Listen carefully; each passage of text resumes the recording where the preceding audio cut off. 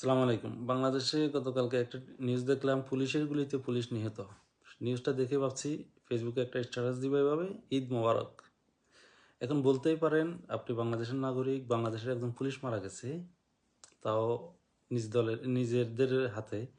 এতে দুঃখ প্রকাশ করা উচিত। কেন আপনি ঈদ মোবারক জানাবেন? না ভাই, বাংলাদেশের রাজনীতিক কালচার এখন আর ওই পর্যায়ে নাই।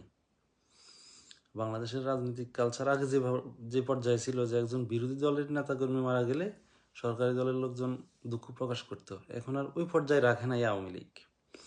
আওয়ামী লীগ বাংলাদেশের সকল সেক্টর ধ্বংস করে দিয়েছে, এবং কি রাজনৈতিক যে একটা সৌজন্যতা বোধ সেটাও ধ্বংস করে দিয়েছে।